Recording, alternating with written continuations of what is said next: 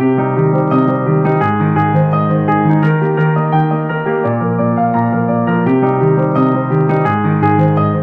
academic research where you look for the truth, you try and build theories, and then you try and see how that feeds into policy and also practice. The trick there is to make sure there's scientific rigor. So if you are sitting at Makerere in the office and say, I've done this research, is it of scientific rigor that people will accept the results? Part of the pitfalls of that is that, you know, as researchers, you might end up just being academic sometimes. You end up just doing academic research which might not have immediate policy impact, so you get frustrated.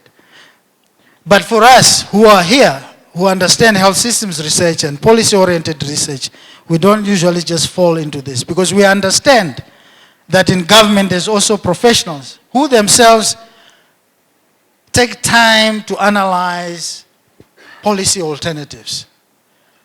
In government, you always hear about position papers. Position papers are really about synthesizing evidence and giving a number of policy scenarios and making decisions about which policy options to take. And they are meant to try and solve practical problems. And here comes the last one, which is another perspective of looking at this, the political. I listened to a presentation from Kenya where they were talking about the implementation of universal coverage and that they had to pilot it in 4 or 5 districts. They can correct me if I'm wrong. And the decision was made and they had to go in and then try and do an evaluation. Sometimes from a political point of view, if there's usually a preferred option for a variety of reasons. So what tends to then happen is to look for the evidence that will then support that preferred option. They will use legal, economic, and political arguments that are consistent with the preferred option. And as you will see later, this is where we talk about the symbolic use of evidence. Because I'm using it to justify the policy position made. I'm not going to go into detail in this, but at what point do we do policy analysis? First, you could have circumstances where you do prospective analysis of policy or policy options. The idea being, what are the likely implications of this policy? For example, how is the health insurance bill as a health financing policy, as an instrument towards the health financing policy, going to impact the Ugandan population or the system? What is it? So you do foresight analysis. The other, which is more common, is let's evaluate what has happened. There's been a removal of user fees policy. Let's look at what happened, what was the design, what was the theory of change, who are the actors, and so on and so on. So one can also do this retrospectively, and this is the common one. And what I saw in the parallel sessions that I attended, for example, there was a study on the implementation of the integrated community care and management in Uganda. Phyllis, I think, presented that. It was clear that this was one of those retrospective analyses. And secondly, there are many frameworks of analysis. There are many. And I think the common one that you tend to see, and I've seen, is the famous triangle by Professor Jill and Lucy Gilson, that talks about content, context, actors, and how they've added some microprocesses that might occur. But there are many others. So it is important to understand what is the frame of reference that one is using when you're doing any of this policy analysis. So it can also be qualitative and quantitative, and I think from my experience I've realized that most of this qualitative work, because I'm also quantitative myself, I've realized that qualitative work is just as powerful. And in fact, it allows you to understand some of the policy nuances in a country.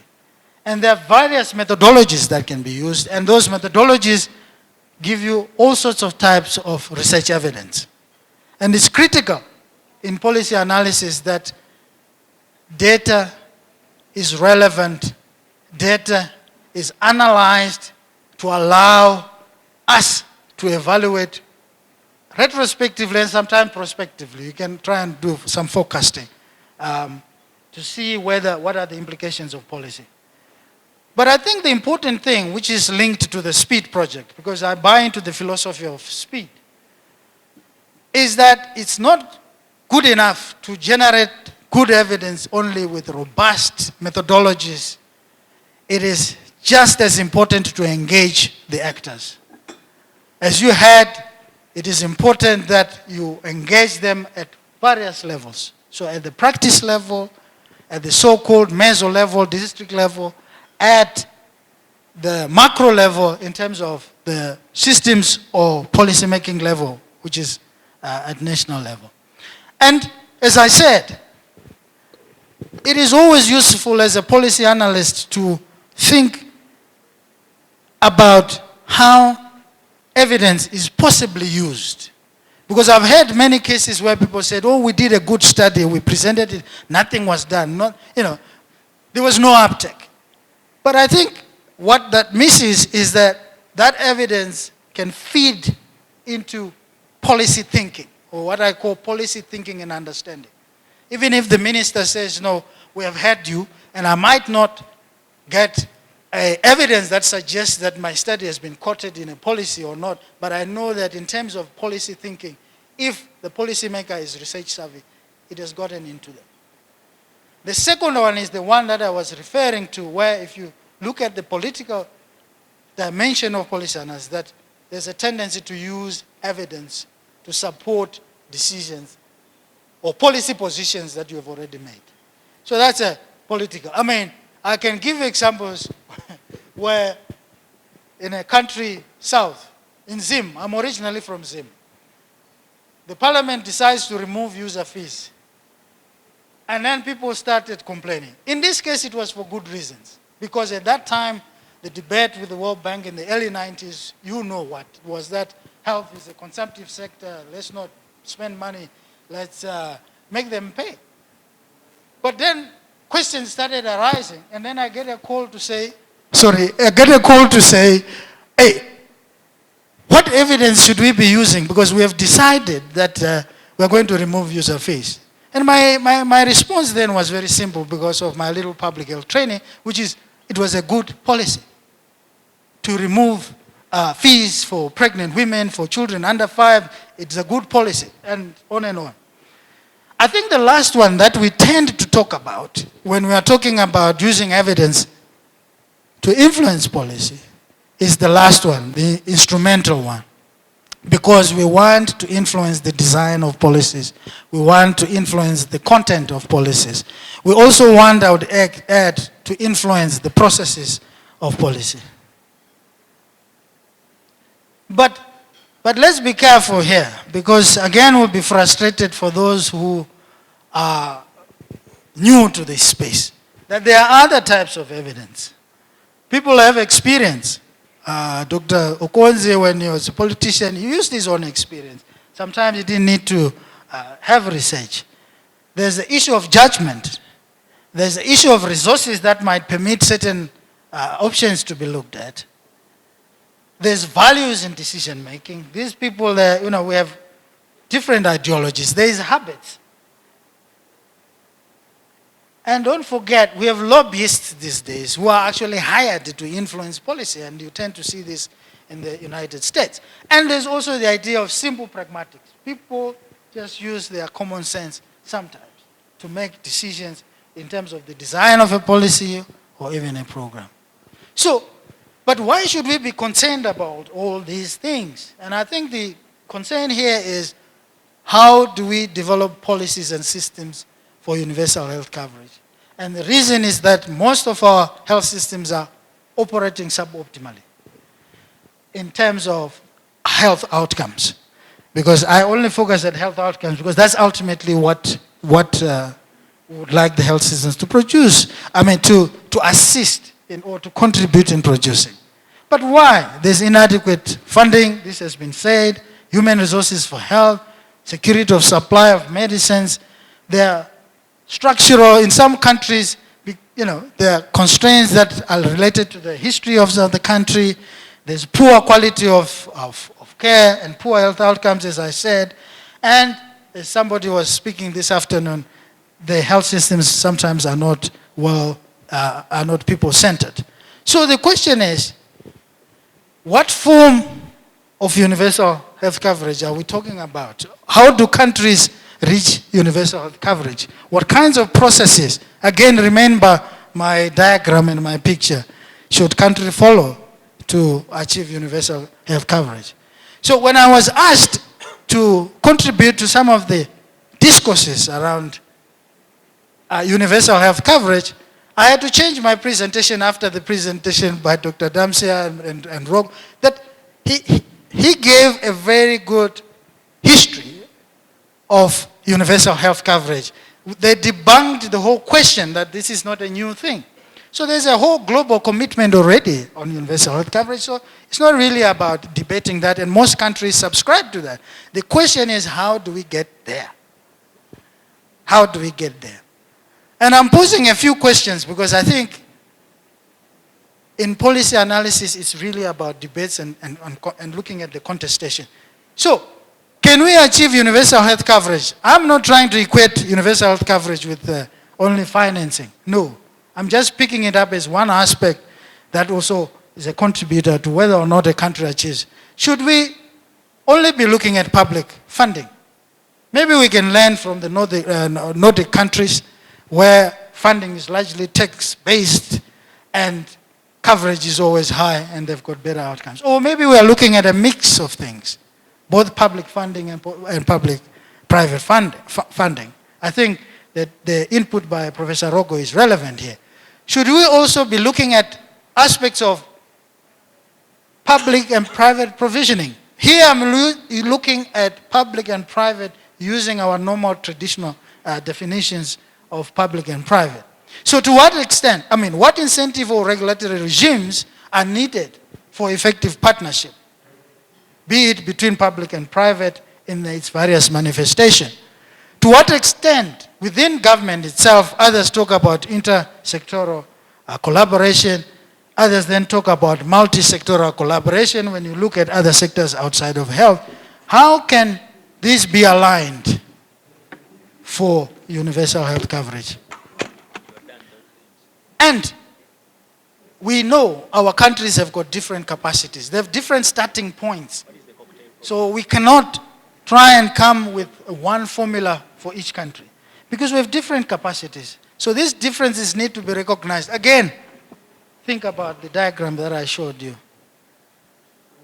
I brought this one because I thought I could become much more concrete and look at the health financing policy that South Africa has adopted or is trying to adopt as a way of facilitating universal health coverage, given what I said earlier on in the morning that you have a two-tier system. The issues that are being debated right now, which are critical, and I would argue form part of policy analysis. The question is, who is covered? There's always going to be that debate. Should we be debating that in the context of universal health coverage? But the debate in South Africa is largely because we have medical schemes that are used to providing defined benefits for specific beneficiaries. But the argument for NHI, which is a bill which is in Parliament now, I must say, Chair, that although Uganda started late and now I'm told your bill is in Parliament, South Africa started we were doing this for the last 15 years. It's only in August, on the 14th, I think, that the bill was put in Parliament. It's been a real fight. The second area of contention is that it's expensive. Where are you going to get the money? People are going to be taxed. Because there's only few people, unemployment is quite high. There's 29% of people who are not employed. That's a contestable issue, but what it proposes is that it will be largely tax-funded. There will be a surcharge on individual income, and there's also some payroll tax. I know these things because I'm part of the presidential war room on NHI. So that's why I'm just sharing this. The other debate is on governance, given the levels of corruption that we see not just but across Africa, what kinds of risk mechanisms are you going to use if you are going to have a single payer? Single fund and a single payer. Those are really contested areas. But the strategic objective of the single pool is to try and draw resources from the private sector subsystem to the public sector, so that those funds can be used to buy services for more people. There's also the whole debate around the platforms for delivery of care. So they are saying if you bring all this money and you say everybody is now going to access all the medically relevant services, except of course cosmetic interventions, who is going to provide these facilities? Public sector, they say the quality is not good, it's not good. The private sector are making noise to say we don't have enough beds and so on. But the debate here is really about, one, trying to improve the public health system. Because the funding for public health system in South Africa compared to private sector is much, much lower, although the public sector serves the majority of the people. But NHI, as a financing strategy, also proposes mechanisms for quality improvement. So there's a huge plan on how facilities will be accredited for quality, once the quality reaches the level for them to provide NHI services. Then there's a whole debate around strategic purchasing. 2 minutes. Oh. Okay. Around strategic purchasing, which is quite critical, and I think there have been some presentations here. And this is where the lobbyists, if I may call them inside, because they are lobbyists and hired professors like myself, who are being used to also have counter-arguments. But it proposes using both public and private providers. And it proposes using different payment mechanisms for hospitals, different payment mechanisms for GPs, but because of its primary healthcare focus, GPs, clinics are obviously prioritized because we need to rationalize the use of the system. I'm told I've got only 2 minutes, so let me just skip. I couldn't miss the opportunity to talk about one component of policy analysis, which is the policy processes. And SPEED, I think for those who have been attending SPEED meetings, now know about the SPEED Policy Implementation Barometer. If you want to read, you can read, I think Dr. Sengoba, we published it, I don't know, 2018 or 2017. It's one of the tools to generate evidence to support implementation and also to support corrective action. The idea that we had was that many of the tools or many of the analysis that you see today are all about saying are the clinics, hospitals, and so on implementing the policy. But there's no upstream engagement with some of the findings of these policies. I mean, I think if you read the article, you'll see, because it tries to touch on the critical aspects. It attempts to look at what the policy contains, the understanding of policy, the communication of policy, the actors that are involved, and then it looks at some of the health systems blocks that might enable or constrain policy implementation. But I think ultimately in any policy analysis, it's important to look at the outcomes. So if it is about universal health coverage, I've just listed maybe 3. There could be many more.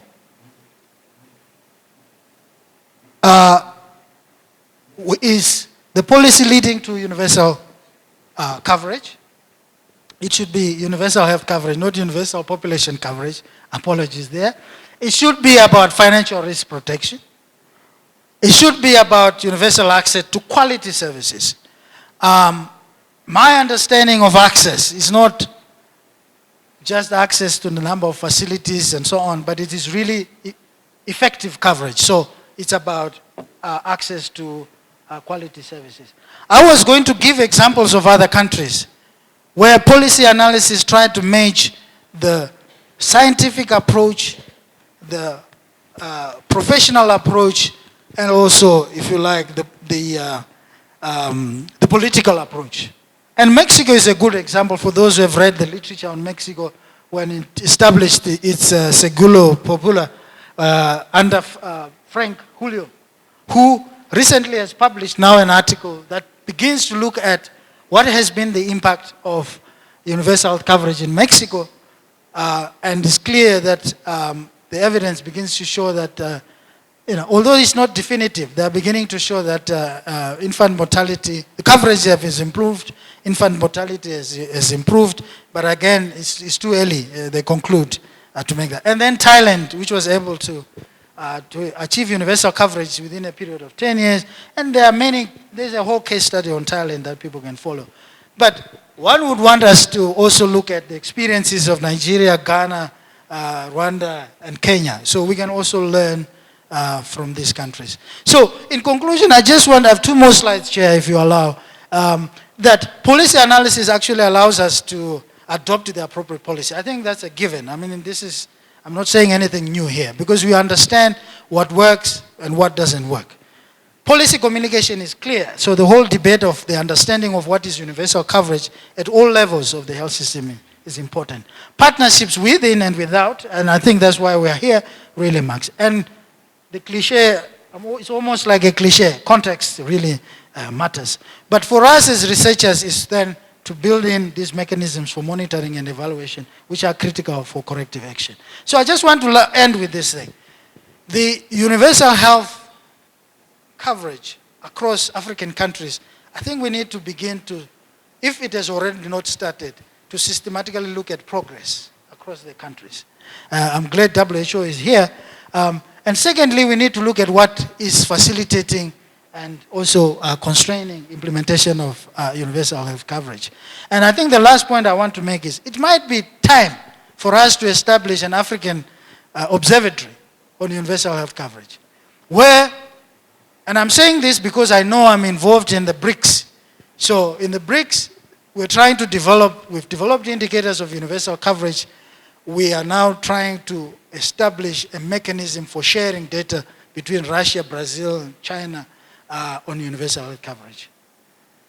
Chair, you've rushed me, but I've tried to share as much as I can, so I'm happy to get any questions. Yeah.